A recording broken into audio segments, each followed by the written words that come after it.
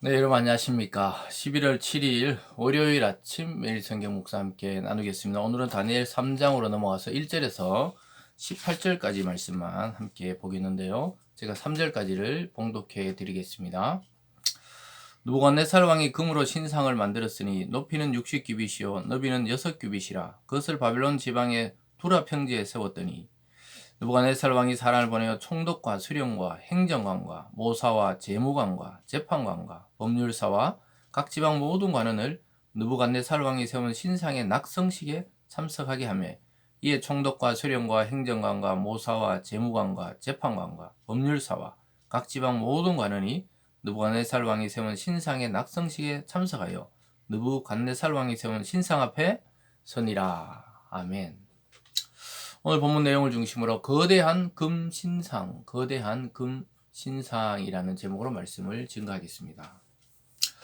세상의 도전은 우리에게 늘 믿음을 시험하게 하고 믿음을 중단케 하려고 노력하는 것이 세상의 이치고 또 세상의 반대 세력의 그러한 전략입니다.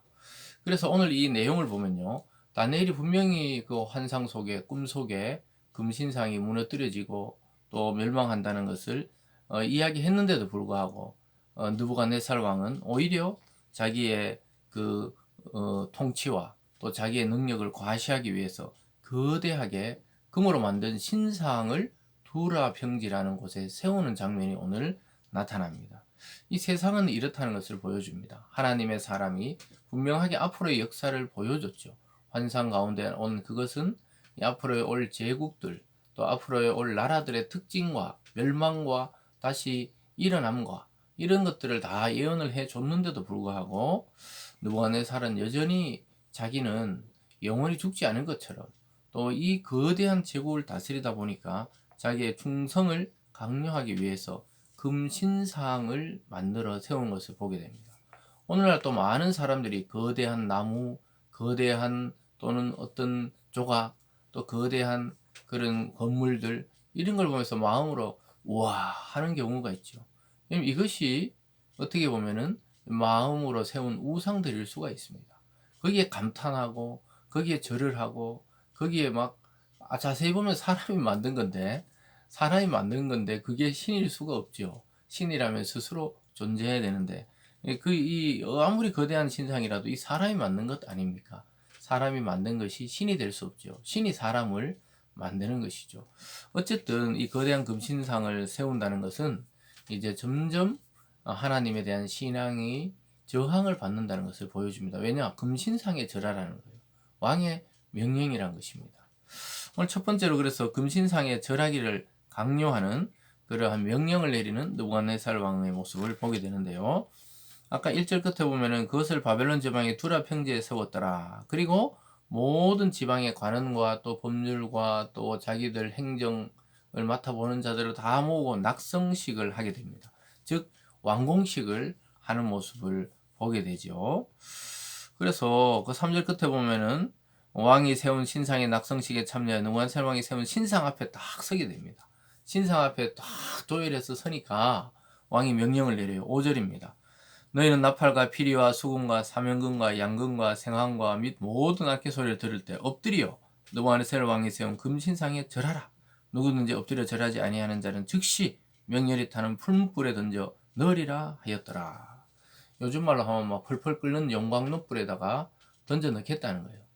얼마나 위압적이고 또 고압적이고 강제적인지를 보여주고 있죠.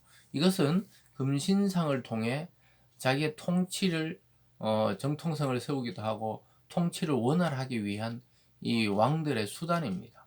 그래서 어떤 그 신성한 것처럼 금신상을 만들고 거기에 절을 하게 하면서 왕에 대한 경외심과 충성심과 또는 그 신적인 능력이 있는 것처럼 여기도록 만드는 장치였죠. 절하라는 거예요. 절하라는 명령이 떨어졌습니다. 그렇지 않으면 풀무불에 당장 죽이겠다. 그러니까 어떻게 됩니까? 7절에 모든 백성과 나라들과 각 언어를 말하는 자들이 나팔과 피리와 수금과 사면금과 양금과 및 모든 악기 소리를 듣자 곧 느부갓네살 왕이 세운 금신상에 엎드려 절하니라. 아마 이 금신상이 아마 자기 자신의 모습을 좀 닮아서 세운 것 같아요. 그래서 느부갓네살 왕이 세운 금신상, 자기의 막 형상을 크게 만들어서 사람들이 자기의 말을 듣도록 또 통치하는 그 세력으로서 많은 지방의 관원들까지 불러서 거기서 엎드려 절하라는 거예요. 이것은 자기의 어떤 교만을 그대로 드러내고 있는 것이죠. 그러니까 하나님을 섬기는 게 아니고 자기 왕을 섬기라는 거예요. 왕이 세운 금신상을 통해 하나님과 지금 대척점을 이루고 있습니다. 그러면서 오늘 두 번째로 신상에 절하지 않는 세 사람의 모습이 나타납니다. 그 다니엘의 세 친구가 금신상에 절하지 않는 거예요. 그걸 누가 또 가서 알려줍니다. 몰래 가서 고발을 하죠. 12절에 보면요. 이제면 유다 사람 사드락과 메삭과 아벳느고는 왕이 세운 바벨론 지방을 다스리게 하신 자이거늘 왕이여 이 사람들이 왕을 높이지 아니하며 왕의 신들을 섬기지 아니하며 왕이 세우신 금신상에 절하지 아니하나이다. 드디어 건수가 생긴 거예요. 이 정치적으로 아주 유리한 고지를 차지하고 있었던 다니엘과 세 친구. 오늘 특별히 다니엘의 이름은 안 나오지만 이 세 친구가 그 아주 유명하게 그 지방을 다스리고 또 종으로 끌려왔다가 좋은 자리에 올라가니까 시기 질투도 들어가 있었는데 마침 왕의 명령이 뭡니까? 유대 종교인들은 신상에 절하지 않는다는 걸 알고 그들을 감시하다가 고발한 거죠. 그래서 왕을 거절하고 있습니다. 왕이 세운 신상에 절하지 않는 것입니다. 이렇게 고발하는 것이죠. 저와 여러분이 부단히 예수 그리스도와 또 교회를 다니고 이런 것 때문에 불이익을 당하거나 눈치를 봐야 되거나 아니면 어려움을 당할 때가 항상 있어요. 그것은 역사 이래로 하나님의 종교와 이 우상이 늘 충돌하는 지점이 있었기 때문입니다. 그러면서 오늘 마지막 세 번째로는 느부갓네살은 해요하고 그러나 다니엘의 세 친구는 믿음을 지키는 그런 모습을 보게 됩니다. 왕은 이 인재들이 아깝기는 아깝지만 또 자기의 권위가 떨어지는 것은 참지 못하죠. 그래서 그들을 해유하고 딱 한 번만 절해라 그냥 저들이 저렇게 고발하니까 이렇게 말하지만 세 친구는 절하지 않겠다. 우리가 풀무불에 던져지더라도 하나님이 우리를 구할 것이고 혹시 그렇게 우리를 구하지 않더라도 우리는 믿음의 절개를 지키겠다. 이 대단한 믿음의 사람들이죠. 그러면서 느부갓네살이 회유를 하죠. 15절쯤에 가보면요. 이제라도 너희가 준비하였다 나팔과 피리와 수금과 사면금과 양금과 생황과 모든 악기 소리를 들을 때 내가 만든 신상 앞에 엎드려 절하면 좋거니와 너희가 만일 절하지 아니하면 즉시 너희를 맹렬히 타는 풀무불 가운데 던져 넣을 것이니 능히 너희를 내 손에서 건져낼 신이 누구겠느냐.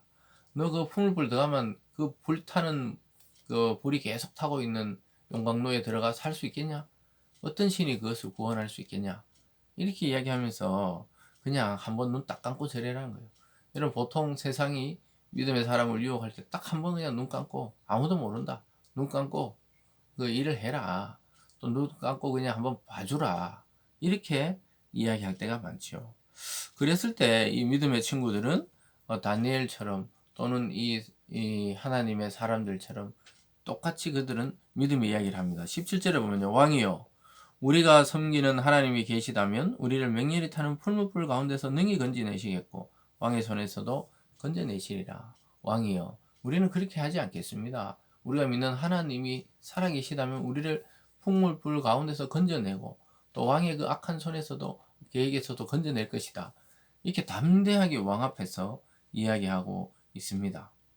여러분 그것은 바로 하나님을 향한 흔들림 없는 믿음이 있을 때 이렇게 당당하고도 아주 단호하게도 또 정중하게 거절할 수 있게 되는 것이죠. 왜냐 하나님의 존재를 믿고 경험하고 확신했기 때문입니다.